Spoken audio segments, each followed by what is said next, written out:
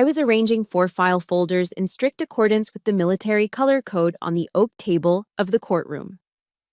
Everything was aligned, silent, and orderly, exactly the way I prepared my gear before a deployment. The chaos of my life had to be contained within these edges. Suddenly, that quiet concentration was torn apart by my father's booming voice.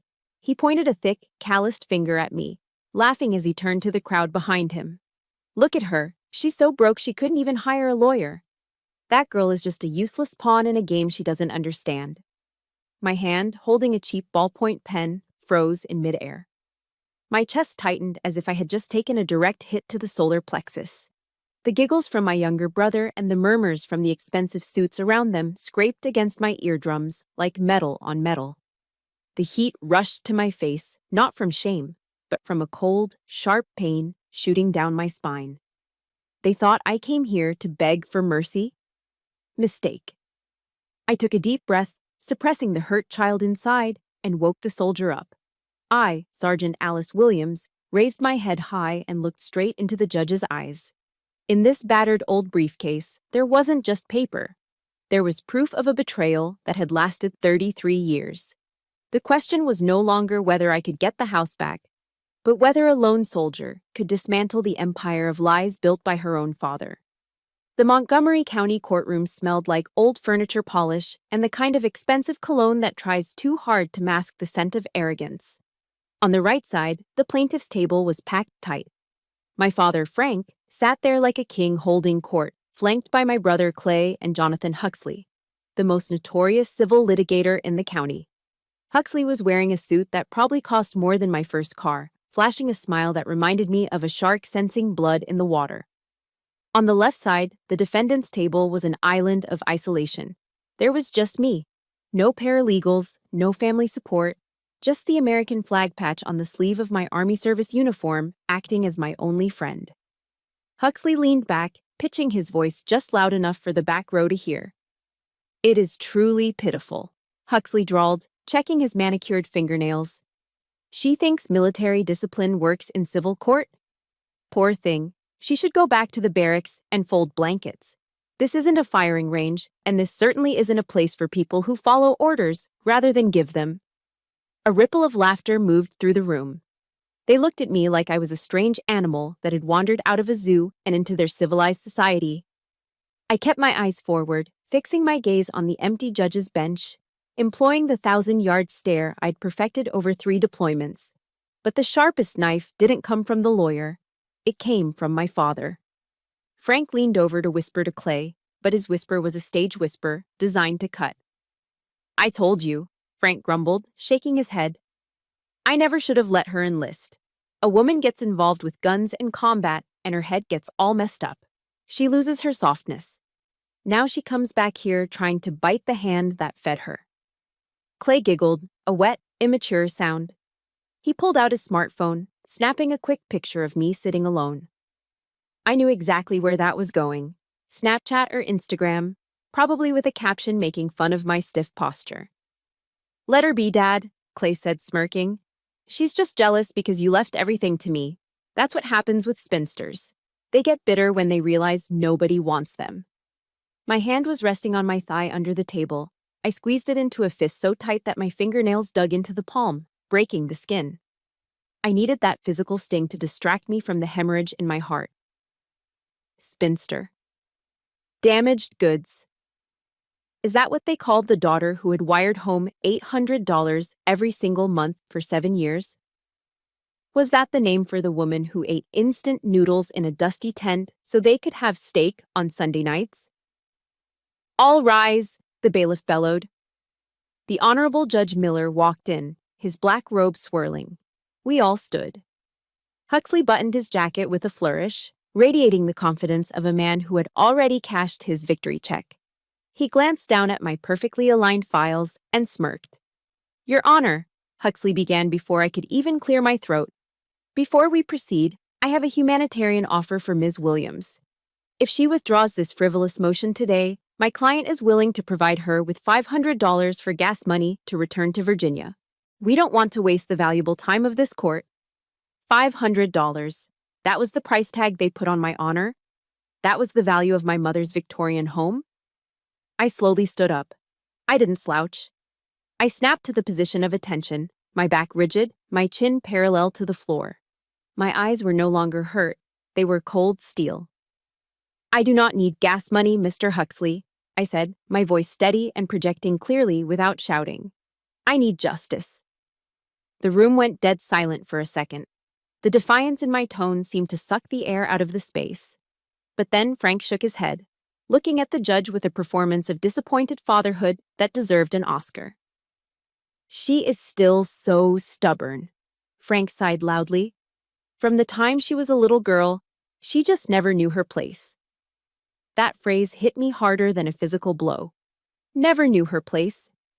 If you felt the sting of those words, if you believe Alice deserves better than this betrayal, please hit that like button right now to show her she isn't fighting alone. And drop a comment below with just one word: justice, if you want to see her take them down. It dragged me out of that sterile, cold courtroom. The smell of floor polish vanished, replaced by the smell of ozone and wet asphalt. The murmur of the crowd faded away. I closed my eyes for a split second, and the siren of a passing police cruiser wailing outside the courthouse window began to distort. The sound stretched and deepened, transforming into the howling wind whipping against a windshield on Interstate 70. I wasn't in the courtroom anymore. I was back in the cab of my truck 3 weeks ago, driving into the heart of the storm. The howling wind on the highway was real, but the memory that triggered it was even louder. It started exactly 3 weeks ago, at 2 a.m, inside my small quarters at Fort Belvoir, Virginia. The room was pitch black, the kind of heavy darkness you only get on a military base. My phone started buzzing violently against the wooden nightstand, the vibration rattling a glass of water I had left there. It sounded like an angry hornet. I bolted upright, my heart hammering against my ribs, expecting a deployment order or a unit recall. I fumbled for the device, squinting against the harsh blue light. It was Aunt Denise. Alice. Her voice was a terrified whisper, so faint I had to press the phone hard against my ear. Alice, you need to come home. Right now. Aunt Denise, is everyone okay? Is it Dad? My mind immediately jumped to heart attacks or strokes. He put the sign up, Alice, she choked out, sounding like she was hiding in a closet. Your father. He put a for sale sign in the yard today. He signed the papers transferring the deed to Clay yesterday afternoon.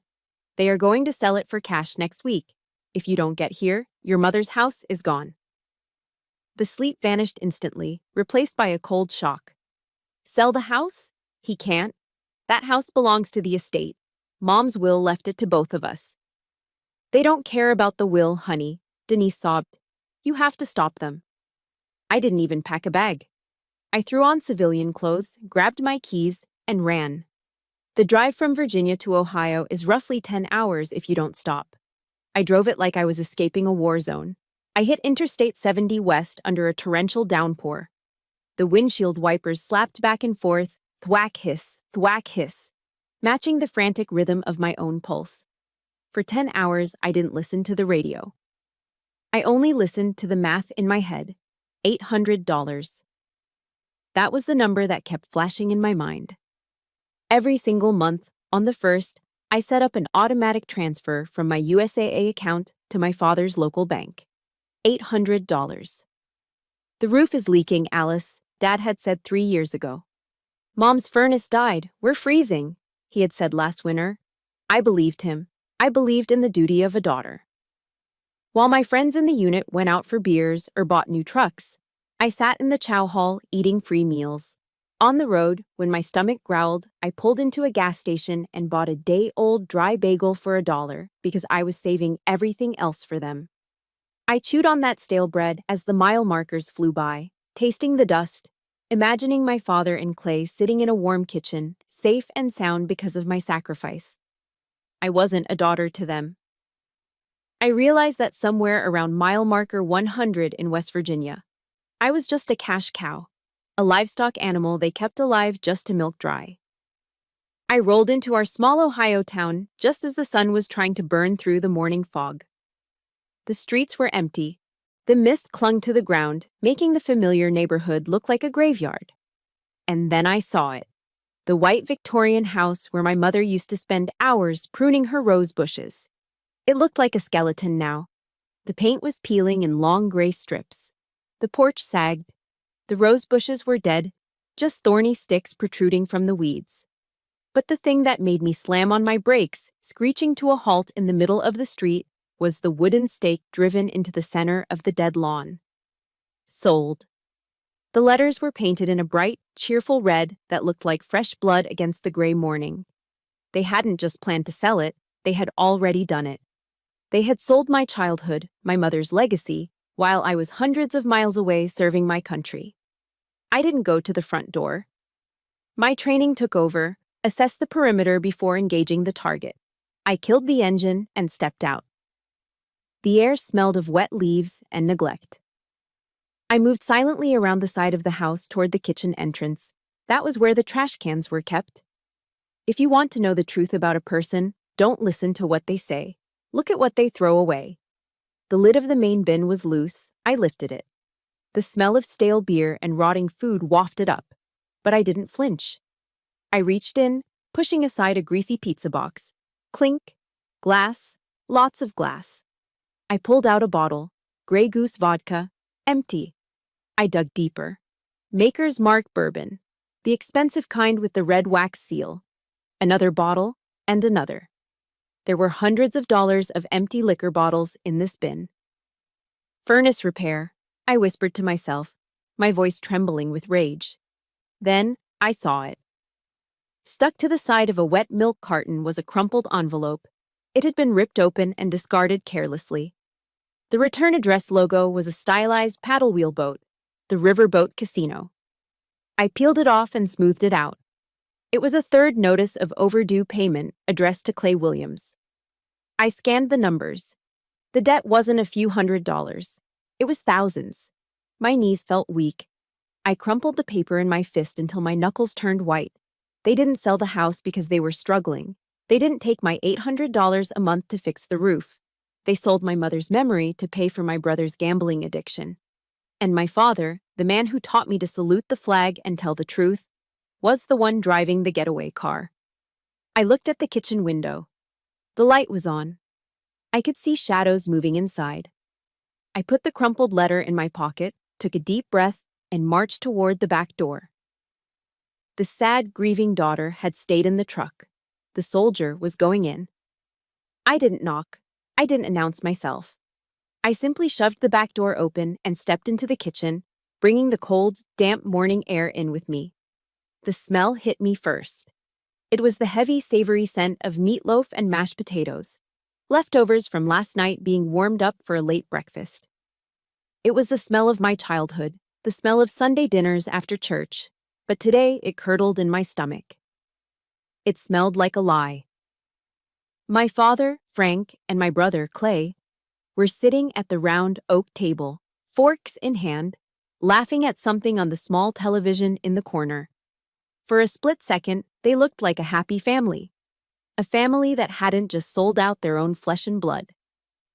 When Frank saw me standing in the doorway, dripping wet and shivering from adrenaline, the smile vanished from his face. He didn't stand up. He didn't rush over to hug the daughter he hadn't seen in 2 years. He didn't ask if I was okay after driving 10 hours through a storm. He just slowly lowered his fork, chewed the bite in his mouth, and swallowed. His eyebrows furrowed together in annoyance, as if I were a door-to-door salesman interrupting his meal. "What are you doing here, Alice?" Frank grumbled, wiping his mouth with a paper napkin. "You didn't call. I thought the army taught you basic manners by now. You don't just barge into people's houses." Clay didn't even look up. He was hunched over his plate, shoveling potatoes into his mouth with one hand while scrolling through his phone with the other. He let out a short, wet snort. "She probably ran out of money," Clay mumbled, his mouth full. "Came back to beg for a handout, I bet." My hand was shaking, not from cold, but from the sheer force of the rage vibrating through my veins. I reached into my pocket and pulled out the crumpled, wet envelope I'd retrieved from the trash can. I walked up to the table and slammed it down, right next to the bowl of gravy. The sound was sharp, like a gunshot in the small room. "Beg for a handout?" I asked, my voice trembling. "Is that what you think this is?" Frank glanced at the logo on the paper, the Riverboat Casino, and then looked back at me. His eyes were terrifyingly calm. There was no shame, no guilt, just a cold, hard defiance. "You sold Mom's house to pay his gambling debts?" I demanded. "You sold my inheritance, the only thing she left us, so he could throw it away at a blackjack table?" Frank sighed, leaning back in his chair. The wood creaked under his weight. "So what if I did? It's family business, Alice, something you clearly don't understand." "I don't understand." I felt like I was screaming, but my voice was barely a whisper. "I sent you $800 a month for 7 years. You said the roof was leaking. You said you needed heat." Frank waved his hand dismissively. "And I used it. I kept this family afloat. But Clay? Clay is in trouble. He's your brother. He's the son. He carries the Williams name. When he falls, I have to pick him up. That is what a father does." He pointed a fork at me. "And look at you. You have a steady paycheck from the government. You have a roof over your head in the barracks. You are independent.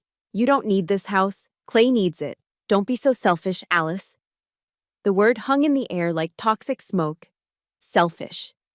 I laughed, but it was a broken, jagged sound. Tears finally spilled over, hot and stinging on my cold cheeks. Selfish? I have eaten dirt for 7 years, so you could live comfortably. I haven't bought new clothes. I haven't gone on vacation. I sent you everything I had. Frank stood up then. He slammed his palms onto the table, rattling the plates. He loomed over me, casting a long shadow, just like he did when I was a child. The air in the kitchen felt suddenly thin. "That money was your duty," he roared. "I raised you. I fed you. You paying me back is just balancing the ledger. But this house, this capital, this is for the one who needs a future. Clay is fragile, Alice. He needs a safety net. You are a tank. You are tough. Why did God give you that strength if not to carry the burden for your brother? Don't let me stand here and feel ashamed that I raised a daughter who counts pennies against her own flesh and blood." I looked at Clay. He was smirking behind his phone screen, safe in the shadow of our father. He knew he had won. He knew that no matter what he did, drink, gamble, lie, he would always be the chosen one simply because he was the son and simply because he was weak enough to let Frank control him. My father didn't sell the house because he was poor. He sold it because he loved Clay, and he didn't care about me. In his eyes, my strength wasn't a virtue. It was an excuse to neglect me. I took a step back. The warmth of the kitchen felt suffocating now. A verse from Sunday school floated into my mind, clear as a bell, drowning out Frank's heavy breathing. Psalm 27, verse 10. My grandmother used to whisper it to me when I cried in my room. "When my father and my mother forsake me, then the Lord will take me up." I wiped my face with the back of my hand. The tears stopped. The shaking stopped. The hurt child who wanted her daddy to love her died in that kitchen, right next to the meatloaf. In her place, Sergeant Williams stood tall. I looked Frank in the eye. For the first time in my life, I didn't see a giant. I saw a small, sad, prejudiced old man. "Fine," I said. My voice was dry, devoid of any emotion. "If you want to talk about duty and ledgers, Dad, then let's do that. But we aren't going to talk about it at the dinner table anymore." "Where are you going?" Frank demanded, sensing the shift in my tone. "I'm going to get a lawyer," I said, turning my back on them. "If you don't treat me like a daughter, Frank, I won't treat you like a father. I'll treat you like a defendant." I walked out the door, leaving the warmth, the food, and the family behind. I stepped back into the cold rain, but strangely, I didn't feel the chill anymore. I had a war to plan. I rented a room at the edge of town, in one of those roadside motels where the neon sign buzzes louder than the air conditioner and the curtains smell like 30 years of stale cigarette smoke. It was a dump, but it was secure. I didn't need comfort. I needed a perimeter. I swept the clutter off the wobbly particle board table in the corner. I moved the coffee maker, the plastic ice bucket, and the Bible to the nightstand. This wasn't a dining table anymore. This was my talk, my tactical operations center. I treated this legal battle exactly like an intelligence operation. I taped a large sheet of butcher paper to the wall. In the center, I drew a box. The house. Around it, I mapped out the enemy movements. I used the military color coding system I had drilled into my brain during basic training. Red marker for hostile threats, Clay's gambling debts, the timeline of his casino visits, the dates on the overdue notices.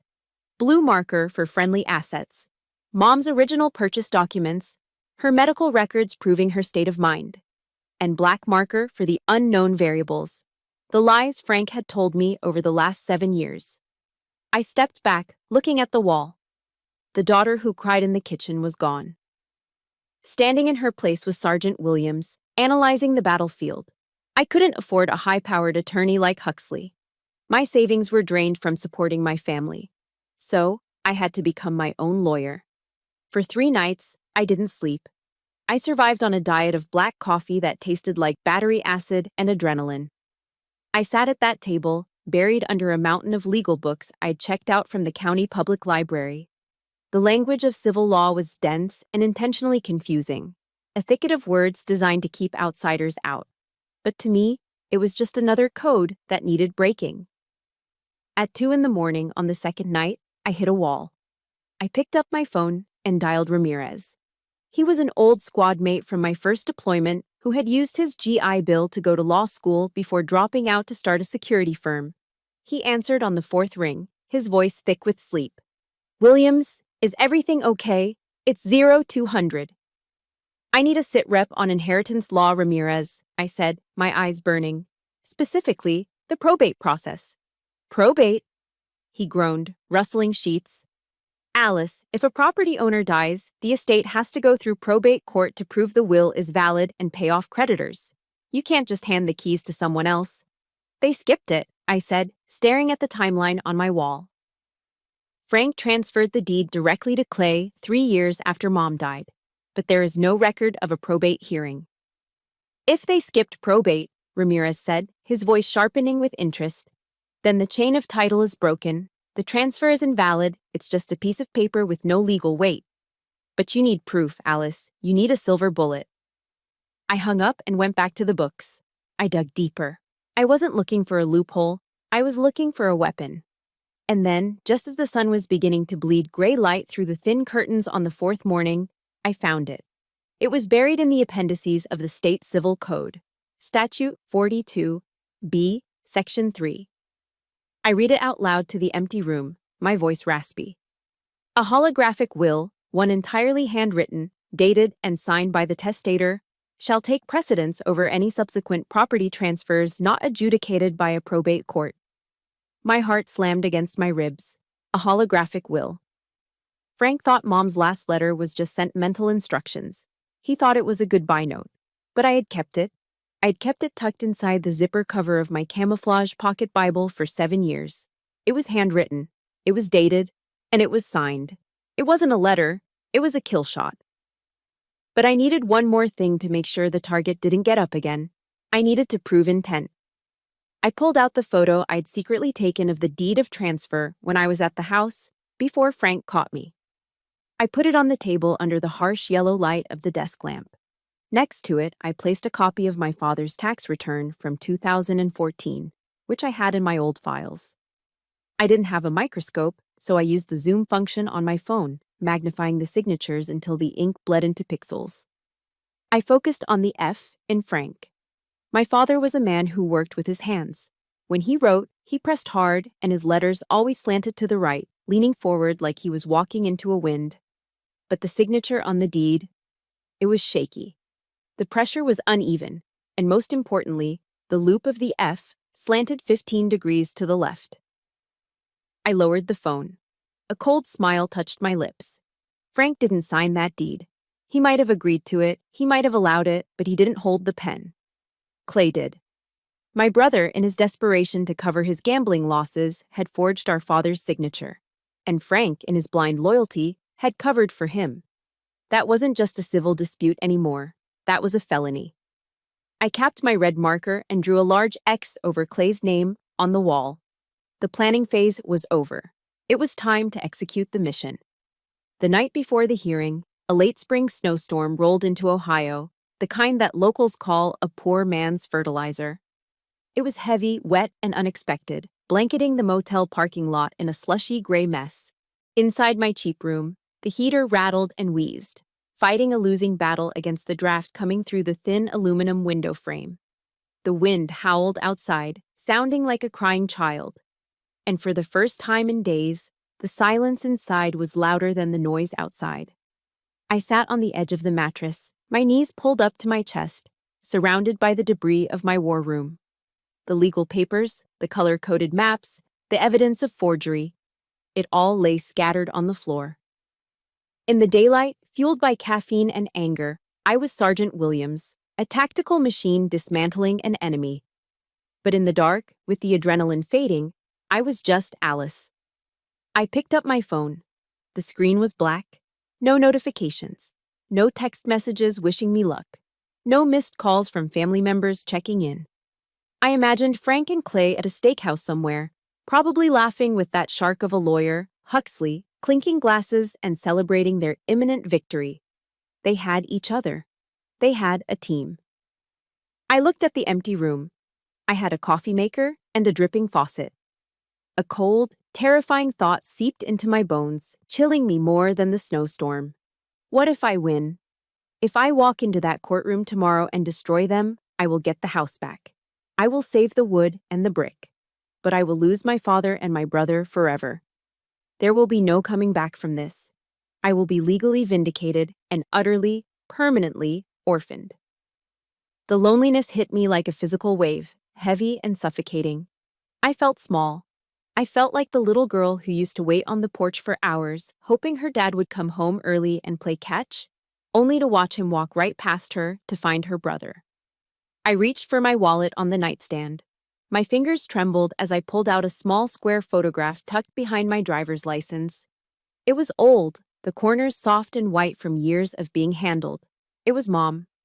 She was standing in the kitchen of the Victorian house, wearing her yellow apron, holding a tray of steaming blueberry muffins. She was laughing at the camera, her eyes crinkled in pure joy. I closed my eyes and inhaled deeply. Suddenly, the smell of stale cigarette smoke and motel disinfectant vanished. In its place was the warm, sweet scent of vanilla and baked blueberries. I could almost hear the oven door creak open. I could feel the warmth of the kitchen. Alice, her voice echoed in my memory, clear and strong.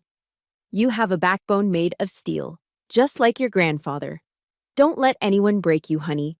Not the world, and certainly not your father. She knew. She always knew. She saw how Frank looked at Clay with pride and looked at me with indifference. She saw the inequality. And she tried to fill the gap with muffins, with warm hugs, with whispered encouragements. She didn't leave that letter in the Bible by accident. She knew a day would come when I would need to fight for myself because no one else would. A tear leaked out, hot and fast. Then another. I wasn't fighting for property. I wasn't fighting for an asset. I was fighting to protect that smile in the photograph. I was fighting to prove that she was right to believe in me. I set the photo down gently and reached for the other object on the nightstand, my pocket Bible. It was small, bound in a camouflage zipper cover.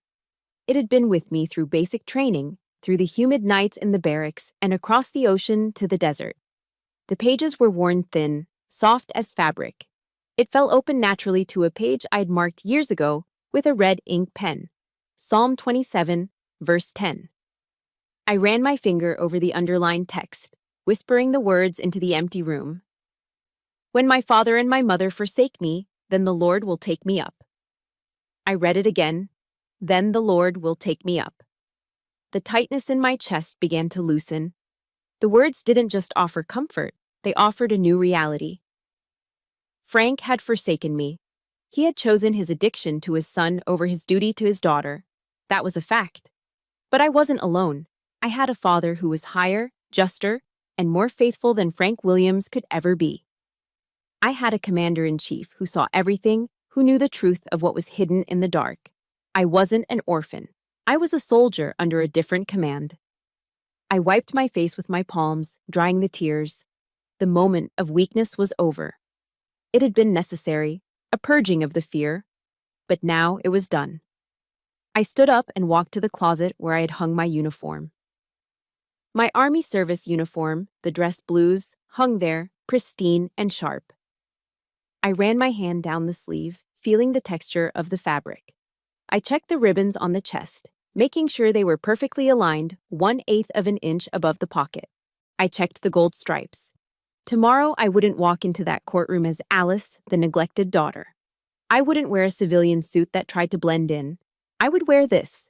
This was my armor. It told a story of discipline, of sacrifice, and of an oath to defend the Constitution against all enemies. And tomorrow, the enemy was a liar sitting at the plaintiff's table.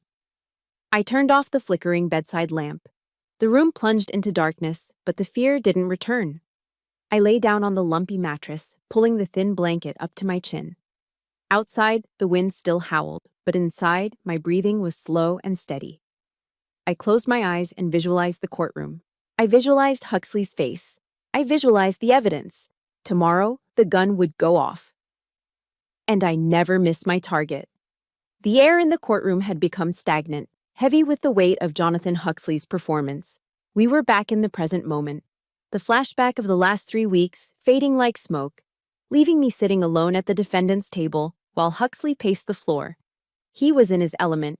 He held the deed to the house in his hand, waving it back and forth like a captured flag of war. "Your Honor," Huxley boomed, his voice dripping with practiced sincerity. "Mr. Frank Williams is a devoted father. He is a pillar of this community. He was forced, I say, to sell his own home because of his declining health and the sheer callousness of his eldest daughter." He stopped pacing and pointed a manicured finger directly at my face. "She disappeared, Your Honor. She ran off to play soldier, leaving an elderly father and a struggling younger brother to deal with a crumbling Victorian estate. And now she returns, demanding rights she forfeited years ago. This isn't about justice, Judge Miller. This is about greed." I looked over at the plaintiff's table. Frank was playing his part perfectly. He sat hunched over, dabbing at dry eyes with a white handkerchief, looking for all the world like a heartbroken old man abused by an ungrateful child. Clay sat next to him, shaking his head in mock sorrow, though I could see the ghost of a smirk tugging at the corner of his mouth. Judge Miller sighed, rubbing his temples. He looked tired. "Ms. Williams," he said, his tone flat, "it is your turn. Do you have a response, or should we wrap this up?" The room went quiet. They expected me to stutter. They expected me to cry or beg for the gas money Huxley had offered. I stood up. I didn't rush. I pushed my chair back slowly, the legs scraping against the floor. I buttoned my suit jacket with a sharp snap. I checked my tie. I wasn't Alice the victim anymore. I was Sergeant Williams, and I was on the firing line. "Your Honor," I said, my voice projecting clearly to the back of the room, "I did not go to Harvard Law School like Mr. Huxley. I was trained in intelligence. I was trained to look at a landscape and see what is actually there, not what the enemy wants me to see." I picked up the first file folder, the blue one. Mr. Huxley claims I was absent. He claims I was negligent. I opened the folder and pulled out a stack of documents stapled together. "These are my monthly bank statements from USAA, the Military Financial Service." I walked toward the bench, holding the papers up.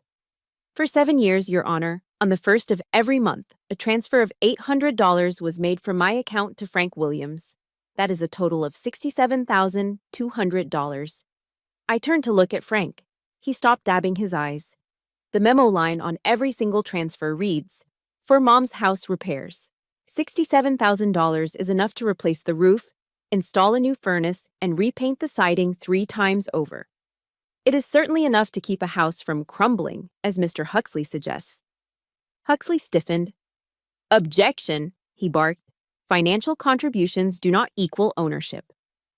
"I am establishing a pattern of deception," I countered calmly, cutting him off. I reached into my briefcase and pulled out the second document, the red one. "If $67,000 was sent home, why is the house rotting?" I asked the room. Why are the rose bushes dead?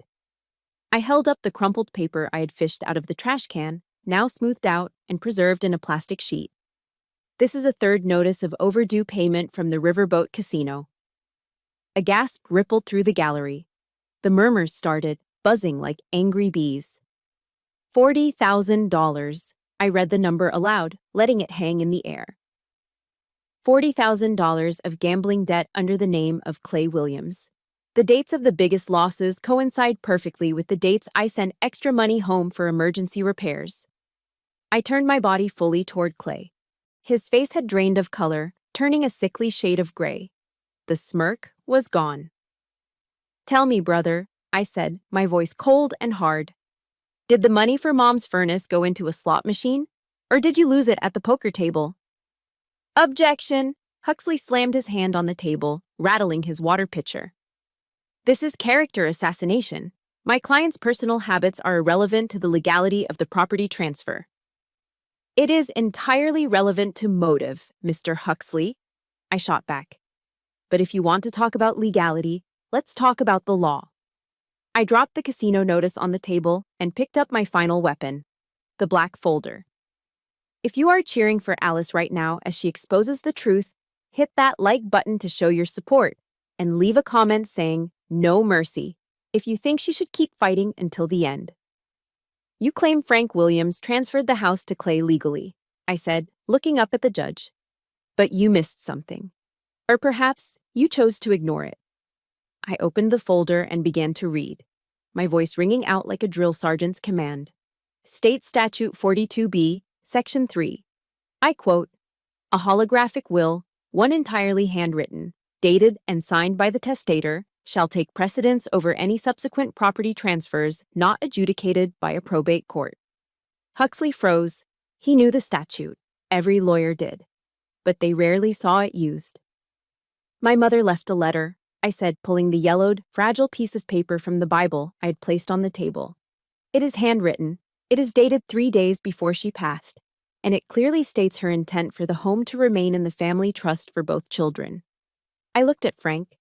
He was gripping the arms of his chair so hard his knuckles were white. He looked like he was about to be sick. "Frank Williams never took this estate to probate court," I continued, staring down the expensive lawyer. "Therefore, under Statute 42B, any transfer he signed is null and void. He tried to give away something that wasn't his to give." Judge Miller, who had been leaning back in his chair with a look of boredom for the last hour, suddenly sat up. He leaned over the bench, his eyes locked on the yellow paper in my hand, bright with interest. "Mr. Huxley," the judge said, his voice dropping to a dangerous baritone, "is it true that this estate never went through probate?" Huxley opened his mouth, but no sound came out. He looked at Frank, then at the paper, then at me. The shark had lost its teeth. But I wasn't done. I knew they would claim the letter was fake. I knew they would claim the signature was forged. That was their only way out. "Of course," I said, smoothing the letter on the table. "Mr. Huxley will argue that this will is not authentic. He will say anyone could have written it." I looked toward the heavy double doors at the back of the courtroom.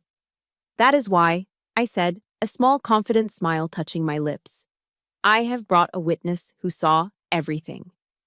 The mention of a witness acted like a physical trigger on my father.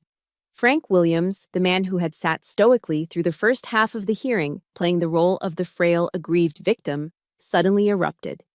He forgot his cane. He forgot his act. He shot up from his chair, his face flushing a deep, dangerous crimson. "This is ridiculous," Frank bellowed, his voice echoing off the high ceilings. "That paper is just sentimental hogwash. Your mother wrote that to say goodbye, not to give away my property. You are twisting her words, Alice. I am the head of that house, and I have the right to sell it to whoever I damn well please." Jonathan Huxley, seeing his client lose control, jumped in to salvage the situation, though he looked visibly rattled. "Your Honor, I must object. The authenticity of that handwritten note has not been verified by a forensic expert. Anyone could have scrawled those lines on a piece of old paper. This is an ambush by the defense." The courtroom descended into chaos. The gallery murmured loudly. Frank was still shouting, pointing a trembling finger at me. "Bang! Bang! Bang!" Judge Miller's gavel struck the sound block with the force of a gunshot. "Order!" the judge commanded, his eyes narrowing behind his spectacles. "Mr. Williams, you will sit down immediately, or I will have the bailiff remove you for contempt. This is a court of law, not your living room." Frank slowly sank back into his chair, breathing heavily, his chest heaving. He glared at me with pure venom. I didn't flinch. I stood perfectly still, my hand resting calmly on the yellowed letter. I knew they would deny it.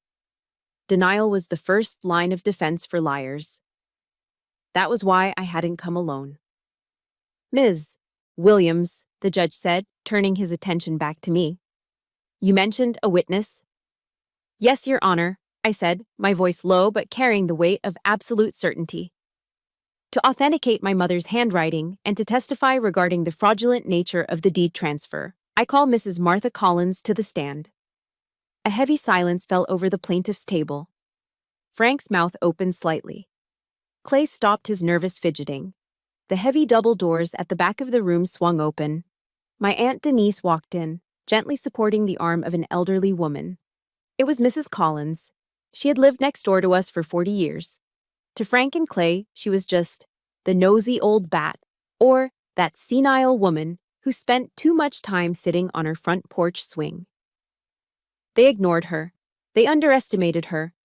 They forgot that in a small town, the neighborhood grandmothers are the original surveillance system.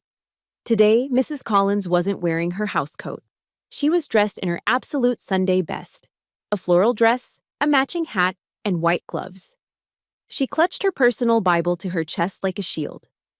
As she walked down the aisle, I saw the blood drain from Frank's face. He knew. He knew that Mrs. Collins sat on her porch until midnight when her arthritis acted up. He knew her kitchen window faced ours. Mrs. Collins took the stand. She moved slowly, but her eyes were sharp.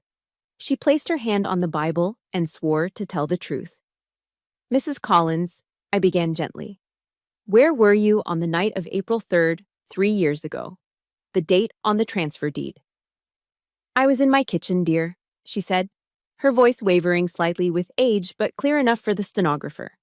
"I was making tea. My hip was hurting something fierce, so I couldn't sleep." "And what did you see?" I asked. She adjusted her glasses and looked directly at Frank. It wasn't a look of anger. It was the disappointed look of a friend who had watched a good man lose his way. "The lights were on in the Williamses' kitchen," she testified. "The window was open because it was an unseasonably warm night. The houses are only 10 feet apart. I could hear everything." "What did you hear, Mrs. Collins?" "I heard Clay shouting," she said, turning her gaze to my brother. "He was crying about money. He said the casino people were going to break his legs. Then he shouted." She paused, taking a breath. He shouted, "Dad, you have to sign Mom's name. Alice is far away. She's stupid. She won't know the difference. Just backdate it to before she died, and it's legal." The courtroom went dead silent. You could hear the hum of the air conditioning. "And then what happened?" I pressed. "I saw Frank," she whispered. "I saw him crying. He kept saying, 'I can't, I can't.' But Clay kept pushing. And then I saw Frank pick up the pen. I saw him sign the papers while Clay guided his hand. Objection!" Huxley stood up, but it was weak. He dropped his expensive fountain pen on the table. It rolled off the edge and hit the floor with a clatter. He didn't even bend down to pick it up. He knew. The game was over. "You are a liar!" The scream tore through the silence. Clay leaped to his feet, his face twisted into an ugly mask of panic. "You senile old witch! You don't know what you're talking about. You're making this up." "Mr. Williams," the judge roared, "one more word and you are going to jail." Clay shrank back, cowering under the judge's gaze. But it was Frank who drew my attention. He didn't shout. He didn't argue. He just slumped. His shoulders collapsed inward. The imposing, terrifying father figure who had dominated my life, the man who demanded absolute obedience and respect, dissolved right in front of me. He looked at Mrs. Collins, then he looked at the floor. He looked like a pile of old laundry. The armor of patriarchy he had worn for 30 years had been stripped away, revealing nothing but a cowardly man who had let his son destroy his morality. I looked at him, waiting for the rush of victory. I waited for the joy of revenge, but it didn't come. Instead, a vast hollow sadness washed over me. I hadn't just defeated an enemy. I had just watched my father die, not physically, but spiritually. The hero of my childhood was gone, replaced by this small, broken accomplice. I closed my folder. There was nothing left to say. The truth had filled the room, and it was suffocating. The judge was gone for exactly 15 minutes. In that quarter of an hour, the courtroom felt less like a hall of justice and more like a pressure cooker waiting to blow. Huxley was furiously texting on his phone, likely trying to figure out how to explain this disaster to his partners. Frank just stared at the table, his face a mask of gray ash. And Clay? Clay was bouncing his leg up and down so hard the entire table vibrated. When the heavy oak door opened and the bailiff announced, "All rise," the air in the room seemed to thin. Judge Miller walked to the bench. He didn't look at his notes. He took off his reading glasses, folded them deliberately, and looked past the polished, expensive suit of Jonathan Huxley. His eyes landed on me. "In 20 years of sitting on this bench," the judge said, his voice slow and resonant, "I have rarely seen a case file prepared with such meticulous logic and precision by a layperson. Ms. Williams, you are living proof that dignity and intellect are not found in an expensive suit or a prestigious degree. They are found in integrity." He put his glasses back on and raised his gavel. "The court finds in favor of the defendant, Alice Williams." Bang! The sound was sharp and final. "The court declares the transfer of the deed to be null and void due to the lack of probate adjudication and the existence of a valid holographic will." The judge continued, reading from the paper. "The estate of the late Mrs. Williams is to be divided equally between her two children." He paused, looking directly at Clay. "However, given the evidence of misappropriated funds, Mr. Clay Williams is ordered to pay full restitution to the estate in the amount of $67,200 before he can claim any share of the property. Court is adjourned." Bang! That second gavel strike wasn't just a sound. It was the firing squad for Clay's lifestyle. It was the end of his free ride. For a heartbeat, there was silence. Then Clay exploded. He shot up from his chair so fast it tipped over backward, crashing loudly onto the floor. His face was a terrifying shade of purple, the veins in his neck bulging like cords. He couldn't process it. He couldn't understand a world where he, the golden son, had lost to the sister he had mocked just an hour ago. "This is a joke," Clay screamed, spit flying from his mouth. "You can't do this. That money is gone. She tricked you." "Mr. Williams, control yourself," the bailiff shouted, moving his hand to his belt. But Clay wasn't listening. He turned toward me, his eyes wide and manic. "You ruined my life," he shrieked. "You jealous, bitter witch. You think you're so smart? I'm going to kill you." He lunged. He vaulted over the low wooden railing that separated the tables, swinging a wild, clumsy fist aimed right at my face. I didn't panic. I didn't scream. My heartbeat actually slowed down. I didn't see my brother anymore. I saw a hostile combatant. I dropped my center of gravity, shifting my left foot back, my hands coming up automatically into a defensive CQC, close quarters combat stance. I calculated the trajectory. I would block his right hook with my forearm, step inside his guard, and a simple strike to the solar plexus would drop him instantly. I was ready to hurt him. But I never got the chance. A massive, calloused hand shot out from the side, grabbing Clay by the wrist in midair. It jerked him back with such force that Clay nearly lost his footing. It was Frank. The courtroom gasped. My father had stepped between us. He stood there, a broad, unmovable wall of Midwest farmer strength, shielding me from his favorite son. "Stop it, Clay!" Frank roared. His voice cracked, not from weakness, but from a raw, jagged emotion I had never heard before. Clay stumbled back, staring at our father in total bewilderment. He looked like a puppy that had just been kicked by its master. "Dad, what are you doing? Let me go! She stole our house. She robbed us." Frank didn't let go of Clay's wrist. He squeezed tighter, shaking the younger man. Frank looked him dead in the eye, and for the first time, the blind adoration was gone. It was replaced by a deep, agonizing shame. "No, Clay," Frank said, his voice dropping to a harsh whisper that carried across the silent room. She didn't steal anything. She is trying to save the only honor this family has left. We are the robbers, son. We are the thieves. Frank shoved Clay backward, forcing him down into the nearest chair. Sit down and shut your mouth. Then, slowly, terrified of what he might see, Frank turned to face me. He looked at my defensive stance, my raised fists.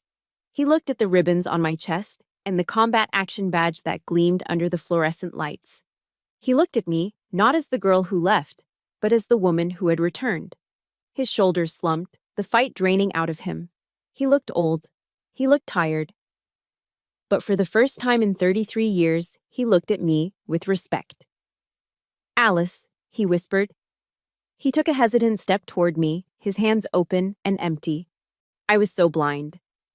I slowly lowered my hands, coming out of the fighting stance, but I kept my guard up emotionally.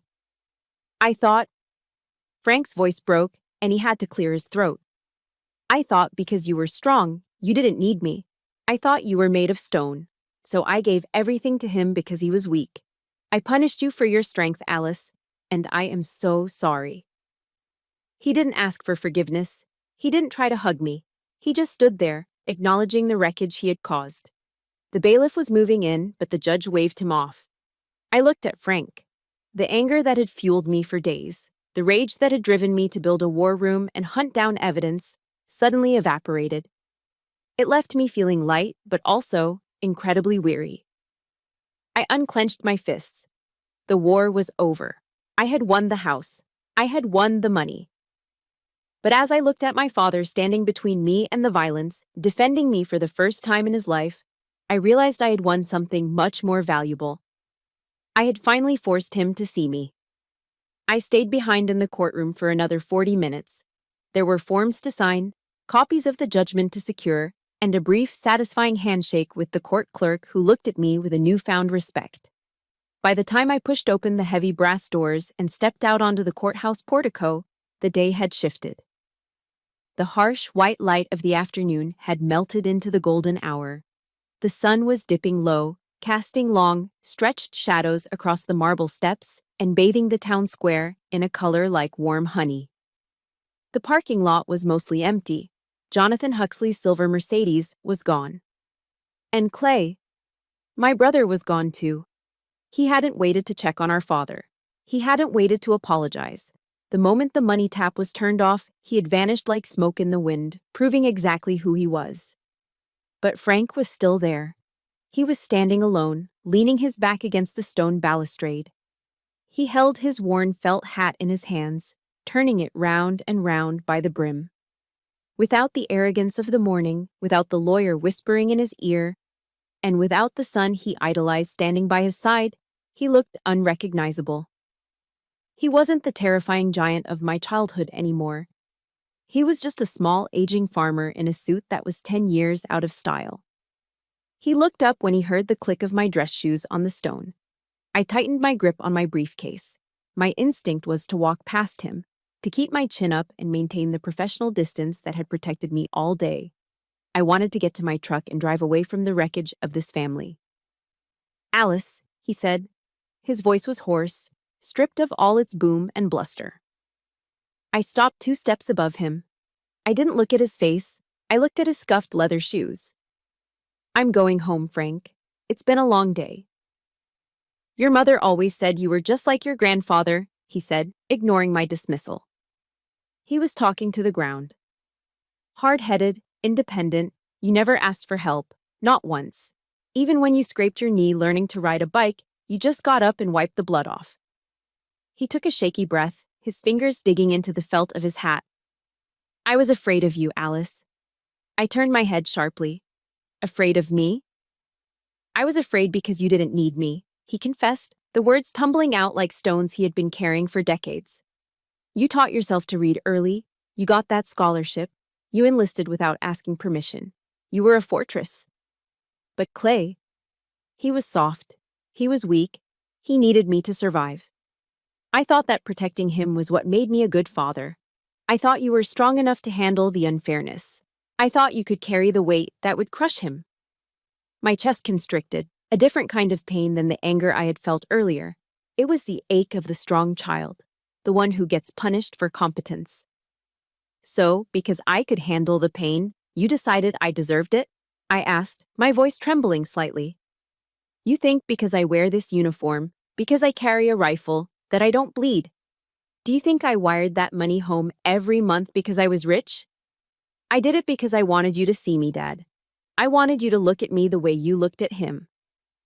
Frank finally looked up. His eyes were red-rimmed and wet. A tear tracked through the deep lines on his weathered cheek. I know, he whispered. I see it now. I stood there today and watched Clay run away the second he lost. He left me standing there without a backward glance. And you? You stood there and fought. You stayed. He shook his head slowly, a gesture of profound regret. I spent my whole life polishing a piece of sandstone, thinking it was a gem, and I threw away the diamond because it was too hard to cut. The silence stretched between us, filled only by the distant sound of traffic and the rustle of the wind in the oak trees. He wasn't asking for forgiveness. He knew he hadn't earned it. He was just laying the truth out on the cold stone steps, hoping it would be enough to stop me from walking away forever. He took a step toward me, then stopped, unsure. He extended a hand, not to hug me, but reaching out in the awkward, fumbling way of a man who had forgotten how to be gentle. His hand was large, rough, and scarred from years of manual labor. I don't expect you to forgive me today, he said quietly. I don't deserve it. But that house. The roof on the west side is in bad shape, worse than you think.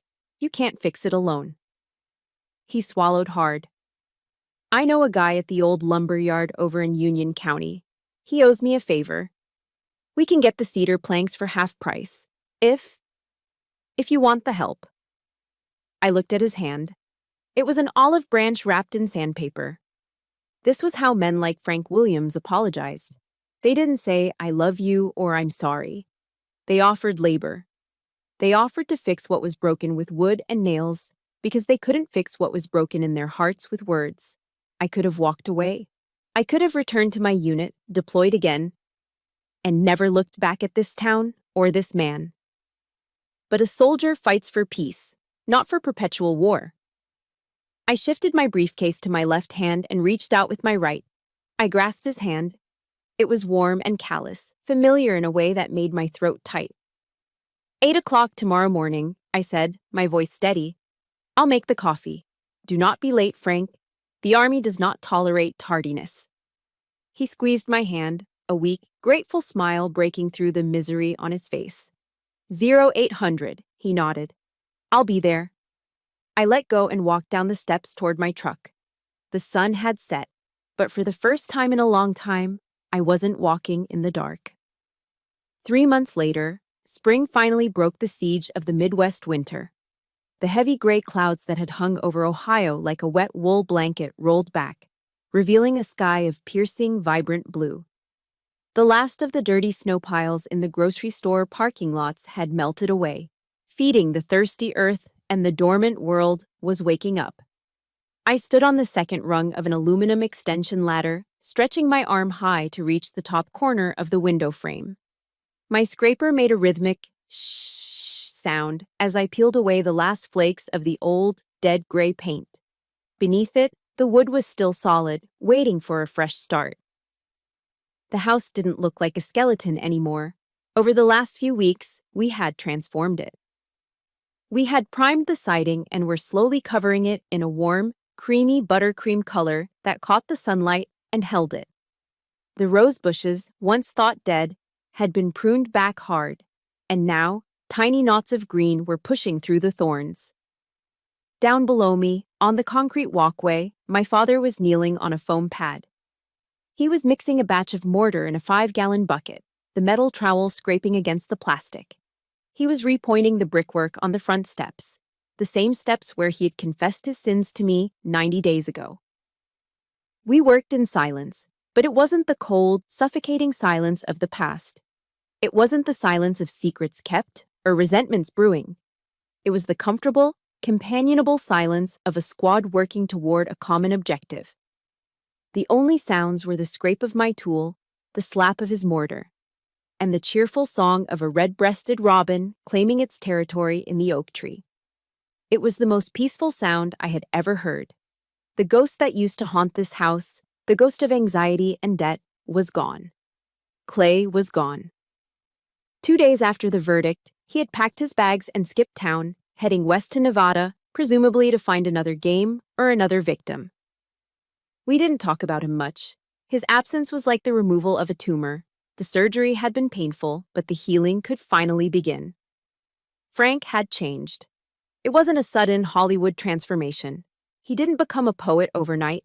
He was still a gruff, quiet man who drank his coffee black and checked the weather report 3 times a day.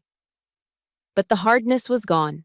Every Tuesday night, he drove his truck to the community church for a counseling group for seniors. He never told me what they talked about, and I never asked, but I saw the results. I saw it in the way he stopped barking orders. I saw it in the way he learned to say, "Thank you," when I refilled his mug. He was no longer the dictator of the house. He was just a father trying to make up for lost time. "Take a break, Alice." Frank's voice drifted up from below. "Shoulders must be burning by now." I climbed down the ladder, wiping my hands on my paint-splattered jeans. I walked over to the small wooden table we had set up on the porch.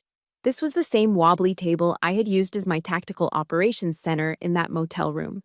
Now it was painted a clean white, and instead of legal briefs and evidence of fraud, it held a thermos of coffee and a ceramic plate covered with a tea towel.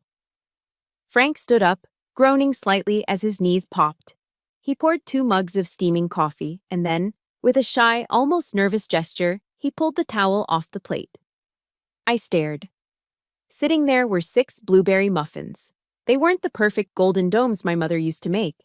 These were lopsided. The tops were a little flat, and the edges were definitely burnt black. Frank scratched the back of his neck, looking anywhere but at me. "I found her old recipe card in the drawer," he mumbled, his face flushing slightly. "The oven runs a little hot. They might be a bit crunchy." I picked one up. It was heavy and dense. I took a bite. It tasted like scorched flour and overly sweet blueberries, but as I chewed, the flavor changed. It tasted like humility. It tasted like a peace offering baked at 350 degrees. "It's good, Dad," I said, and I meant it. "It's really good." The sweetness of the berry mixed with the salt of a tear that escaped my eye and ran down to my lip. I didn't wipe it away. We sat there for a long time as the afternoon wore on, watching the sun begin its slow descent behind the neighbor's roofline. The golden hour returned, bathing the fresh paint in a warm glow. Frank took a sip of his coffee and cleared his throat. He turned to look at me, his eyes clear and direct. "You're a good soldier, Alice," he said, his voice gravelly but soft. "You fought hard for this place. But more importantly, you're a good daughter. A damn good daughter. I'm proud of you." The air left my lungs. That was the medal I'd been fighting for my entire life. Not a ribbon for my uniform, but those 4 words from him. I looked up at the sky, past the freshly painted eaves of the porch. I thought about the little camouflage Bible tucked away in my room. Psalm 27, verse 10. "When my father and my mother forsake me, then the Lord will take me up." The verse had been my shield when I was alone. But looking at Frank now, broken but rebuilding, imperfect but trying, I realized that God hadn't just taken me up. He had done something harder. He had reached down and turned the heart of a father back to his child. I was Sergeant Alice Williams. I had served my country. I had dismantled enemies and navigated war zones. But as I sat there on the porch, eating a burnt muffin with my dad, I realized that the greatest victory of my life wasn't won in a courtroom or on a battlefield. It was won right here, in the quiet, restored peace of my mother's house. The house was saved. And finally, my heart was home. This battle taught me that true strength isn't just about endurance. It is about knowing your worth. For years, I confused duty with allowing myself to be used. I thought keeping the peace meant staying silent while my boundaries were crossed. Many of you, the caregivers and the providers, probably feel the same way. But I learned that you can love your family deeply and still demand the respect you deserve. Standing up for yourself isn't an act of selfishness. It is an act of dignity. And sometimes drawing a hard line in the sand is the only way to force the people you love to grow up and meet you there. Remember, a healthy family is built on truth, not just tradition. I know my story isn't unique. I know many of you are fighting your own battles right now. Maybe over a will, a house, or just fighting for a seat at your own dining table. If my journey gave you a little bit of hope or courage today, please hit that like button. It helps this message reach others who need to hear it. And I really want to hear from you in the comments. Have you ever had to practice tough love to save a relationship? Or are you currently struggling to forgive? Share your story below. Let's support each other. Don't forget to subscribe to the channel so we can keep walking this road together. Over and out.